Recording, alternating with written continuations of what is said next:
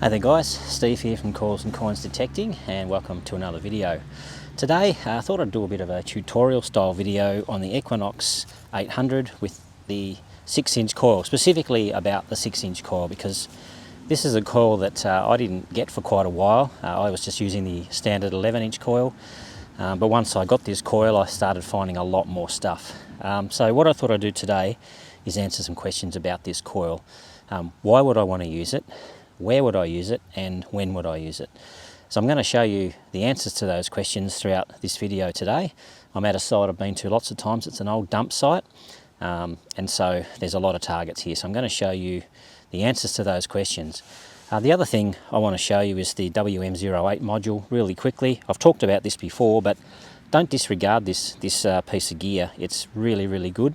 And what I found was I was using the headphones, but they were annoying to pair, and they're also quite annoying to wear, I found. I just got too hot in them, and I couldn't hear what was going on around me. So what I wanted to wear were earbuds, and then I realised I could use this wireless module for that. So it's a 3.5mm jack.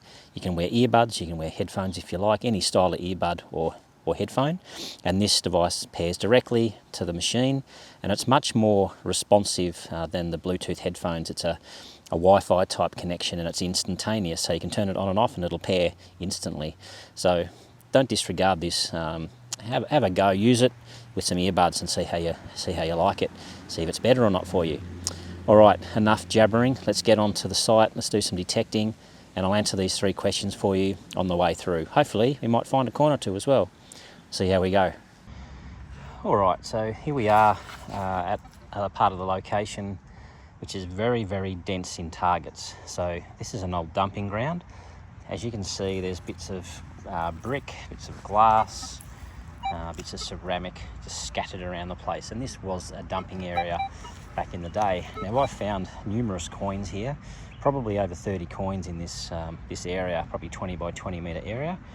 And I would not have found them if I hadn't been using the 6-inch coil. Now, if I put the machine into all metal and just do a couple of quick swings, have a listen. See how many targets there are here. Now, granted, a lot of it's iron, and you can certainly filter a lot of the iron out by discriminating the machine, and so what I was doing was discriminating generally below 15, so 14 and down I was discriminating out. That's when I was cherry picking this site. These days I include some of the lower numbers, but for the purposes of today I'm just going to leave it like that.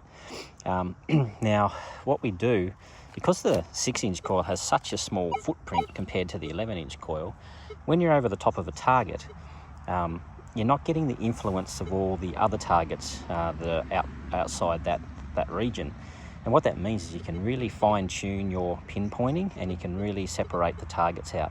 Because when the target density is like this, and you're using a big coil, the machine's just getting all this feedback from the ground, all these targets. There's tons of targets, and it finds it very difficult to separate anything. And so all you hear is a lot of iron, a lot of noise, and you mightn't even hear the good target because it's being masked out by the iron. So with a small coil, you can get in amongst things, you can pick and choose, you can get right in there, and you can listen for good signals, and you can really home in on them. So, you know, that's the beauty of it. So when would you use it? Well, you use it when the target density is very high, like in this kind of situation. So some other good scenarios might be old house sites and old ruins where there's a lot of iron in the ground from when the house was demolished or burnt down. There's going to be lots of tiny pieces of iron in the ground, and you're going to need to get in between all of that and give yourself a chance of hearing the good targets. So that would be another scenario. A park where there's a lot of trash in the ground, there's a lot of waste in the ground. That can just be because a lot of ring pulls and bottle tops, but it could also be because of the fill that's being used in the park. That might have a lot of trash in it, so that would be another scenario. I wouldn't use this in a park if the signals were spread out and you weren't getting a lot of signals, or at the beach probably. You're just not going to cover enough territory with the beach using a small coil like this. So this is really for those sites that have a lot of targets, very densely packed, where there's masking of good targets. That's when you want to use it. All right, I'm going to start detecting around here, and I'll see if I can find a good target to show you guys. Alright, so what I'm going to do now is show you my setup for working with the 6-inch coil in a dump site or a very dense target zone. So these are the settings I use. I prefer field 1, that's just my preference. I've tried this with park 1 as well and it doesn't work too badly there either. But I like field 1. I just like the balance of frequencies that are being used and the way that it hits on targets. If we go into settings, ground balance, in Australia where I am, the ground's pretty neutral, so I just leave that on 0. In your region you may need a ground balance if you've got highly mineralised soil. Volume is a personal preference, threshold a personal preference. I normally like to have a little bit of a hum in the background, so 3 to 5. I use 5 target tones. I find 2's too simplistic and 50 is just too much, so I like 5. Discrimination is also another personal preference. When I'm cherry picking a new site, or a site I haven't been to all that often, I'll tend to discriminate out 14 and below initially and just listen for those higher targets, and then later I might come back and bring some of the lower targets back in. But one of the more important settings is recovery speed. I often find that old house sites and dump sites, the targets are pretty shallow. You don't need a lot of depth. Usually 2-3 inches, 4 inches is plenty. Now with the targets being so densely packed, you need a very, very high recovery speed so the machine can recover after it hears each signal and is then ready to hear the next signal. So I often operate around 7 and 8, which is maximum, 8's maximum. I often operate around there. Again, I'm not worried about depth. I'm more worried about target separation and giving the machine a chance to hear every target. Now related to this, if you hold down the cogwheel for an extended period, 3 seconds, you'll come into your iron bias settings. I usually hunt, depending on how much iron is in the area, with my FE at 1. If you're just digging up way too many nails, you might bring that up to 3-4. If you're not hitting too many nails, you might even go back down to 0, but I tend to start at 1 and then just adjust things as we go. And to be honest, that's about it. Now, sensitivity, you can get into the trap of setting that too high. A lot of people like to think, oh, I'm going to ramp that straight up to maximum if I can. I want to hunt deep. No, that's a mistake, I think, in these sorts of sites. I think if you're hunting deep, you're picking up way too much iron, because remember, the sensitivity setting is not just about depth, it's also about how far around the coil the machine can detect. So to me, I want to ramp this down, so I'm only looking really underneath the coil, within 3-4 inches of the coil, and trying to restrict those targets a bit. I don't want to hear too much at once because I won't get the chance to hear the good signal in amongst it. So for me, 18, 19, 20, perfectly fine. And if you're finding all of the targets are within the first inch or 2, I might even go down to 16, 17. Just take each side as it comes, but I'm going to operate on 18 today in this spot. And that's some settings that I use, so give those a go. Together with the earbuds, I find that this is a very good combination and you can really hear things very, very clearly. I really think you need headphones or earbuds to operate in these areas. Listening to the main speaker, it's a little bit hard to pick up on the nuances of those little targets, so I highly recommend earbuds or headphones. All right, let's see if we can get a good target under the coil, and I'll show you what I mean. So the next question is, how do you use the 6-inch coil, and how quickly do you swing, etc. Well, what I like to do in these really heavily targeted zones is I'll stand in a spot and I will swing the coil quite slowly, and I'll just swing within my reach. I'll overlap my swings a little bit. I'm not going to swing too hard, too fast. Just stand in one spot and just swing as far as you can in front of you, either side of half a metre or so, until you hear a good target. Now I've got discrimination on, so I'm not hearing in the iron at the moment. And then when I'm satisfied there's nothing much here, I'll take a step forward, maybe a metre forward, half a metre forward, and I'll repeat the process. So I'm just wanting to hear any good standout targets, and you'll get to hear them. You'll understand what I mean once you start using it. You will be able to pick them out. You'll be able to cherry pick a site, and when there's a lot of targets, right there, there's something interesting there. Now it's not the cleanest signal in the world, but it's a higher signal, and it's a repeatable signal. So if I swing too fast, if I swing like a madman, I'm going to miss it. I'm not going to hear stuff like that. I'm just going to, nothing here. You got to slow down, and you got to just take it a bit at a time. And when you get a squeak, just come back and try and fine tune where it is. So get an idea in your mind. Yep, it's about there. And move 90 degrees. And scan again, and you might find you get a clearer image of it.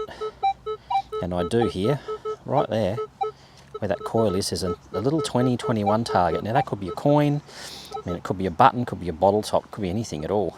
But you've got to swing slowly and deliberately and take your time so that when you hear those good little targets, you can separate them out from the rest of the iron and bits and pieces, and then you just might find something cool. Alright, let's dig this up just to see what we get. I'll come back in a sec.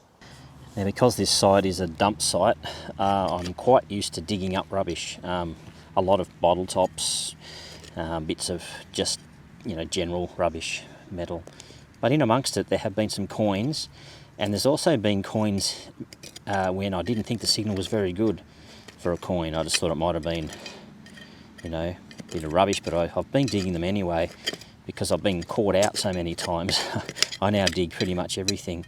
You can see there's a bit of glass coming out of the hole. So let's get the pinpointer and we'll see where this target is.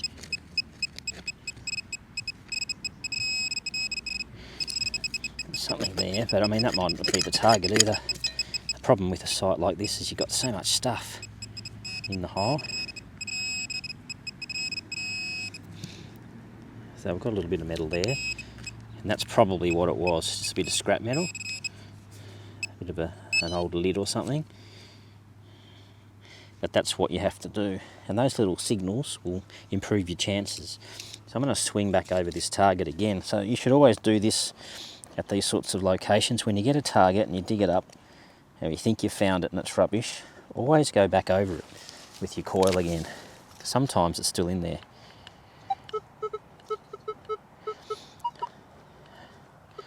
Okay, so that was it.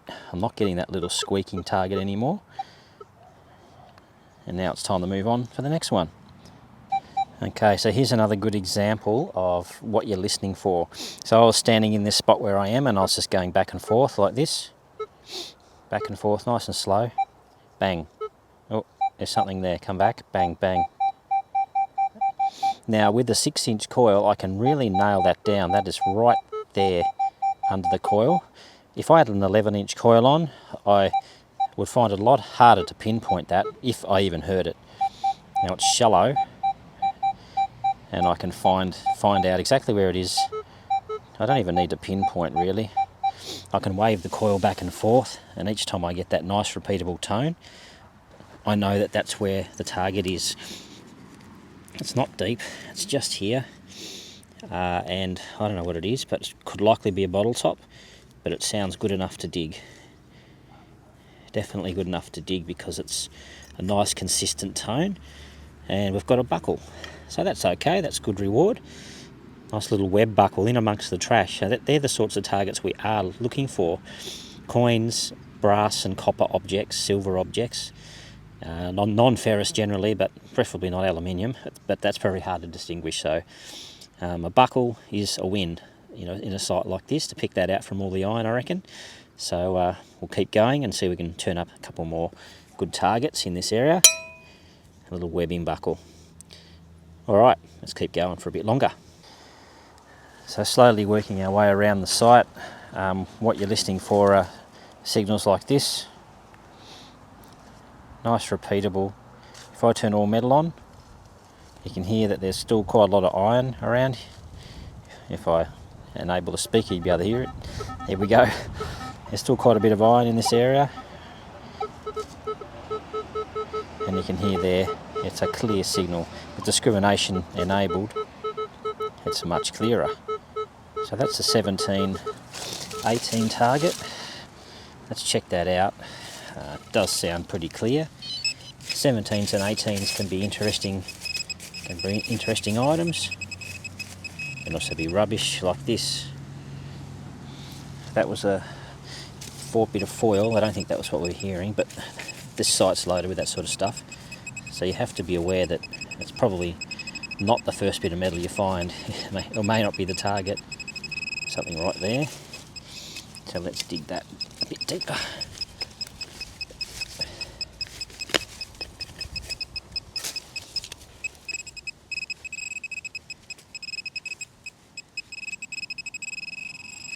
Still something down here. I may have to come back to you once I've got it out of the ground. Might be a bit tricky with one hand. There's a big bit of big bolt there. There, so that was it. Okay, let's check the machine. See if that was it.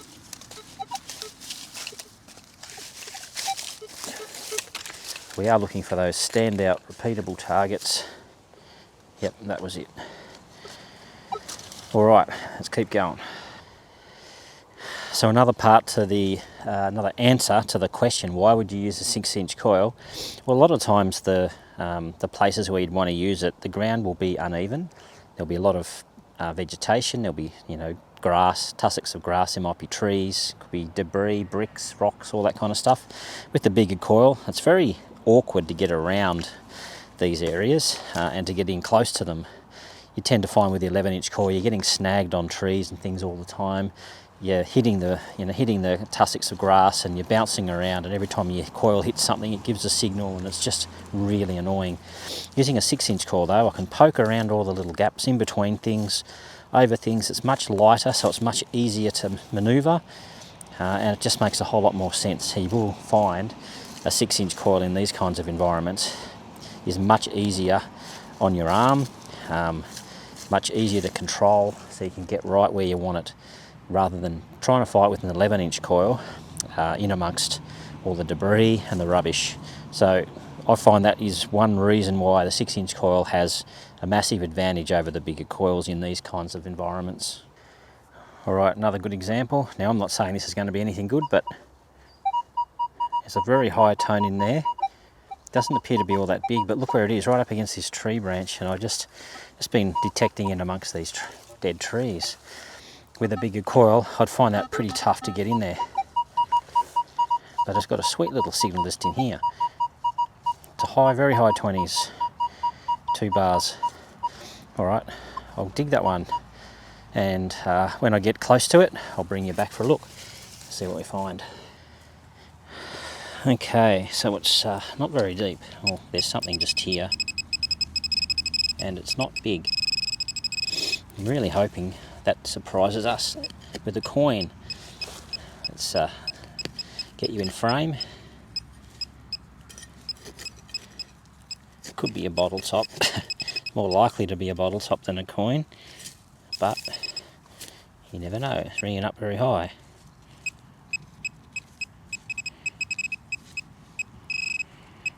And in here somewhere. What's that? Whatever that is. It's a ring. Not the right type of ring. A little brass or copper ring, but that's the sort of target we're listening for. These little round objects always sound good. Now, just with a 6-inch coil you can really pick them out. Alright, that's good. That's a good reward. Well, when I say reward, it's the right kind of target. What we really want are some coins, but we're heading in the right direction at least. Let's keep going.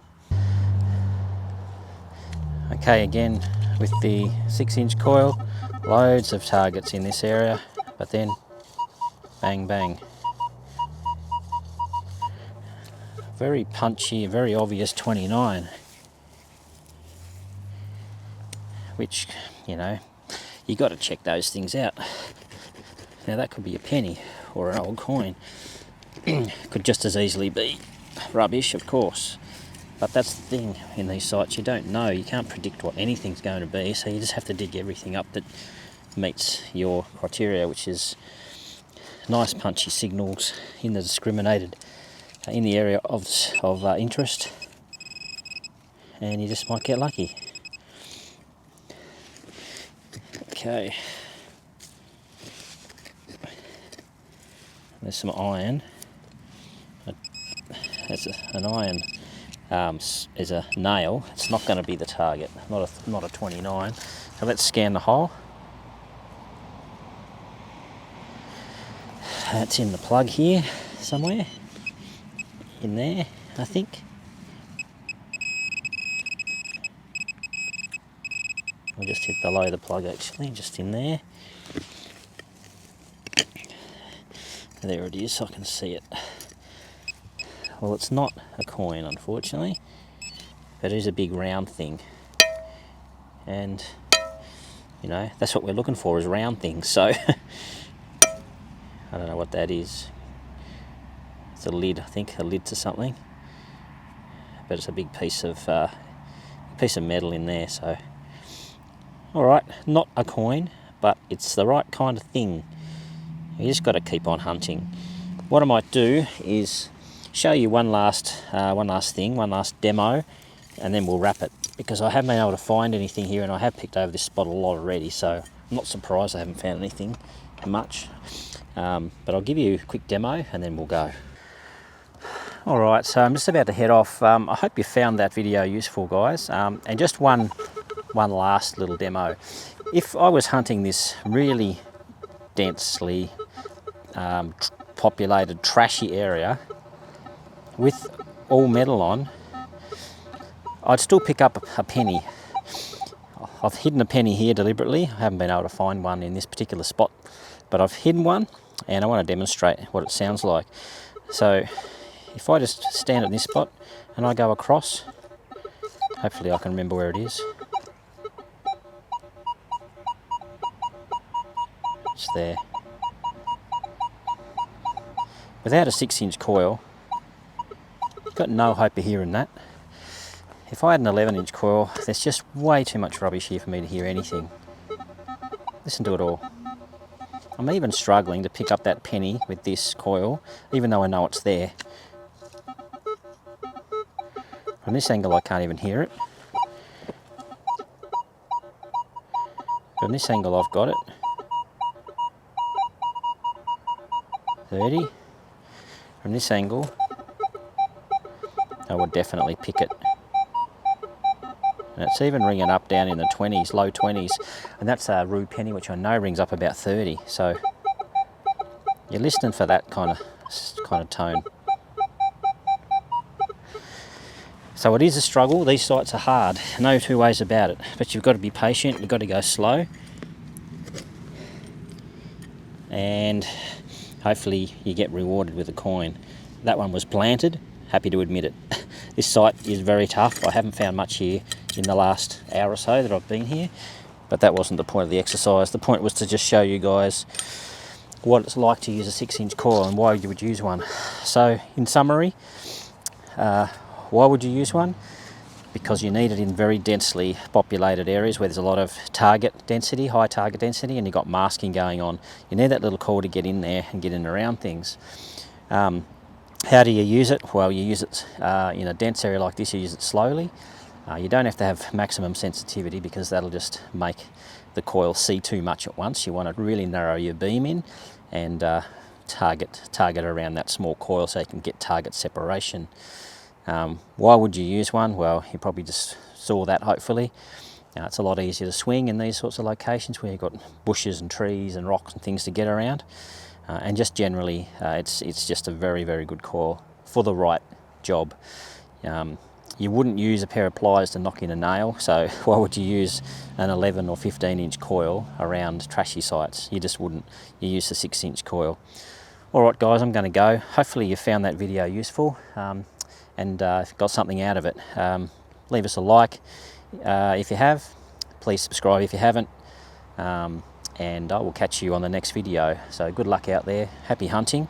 If you haven't got a 6-inch coil and you know a few spots like this that you've been to before with a big coil, I guarantee you if you go and get a 6-inch coil and go back to those spots, you will find more. I've done it over and over again, so I know it's possible. Have fun, and we'll catch you on the next one. See you guys.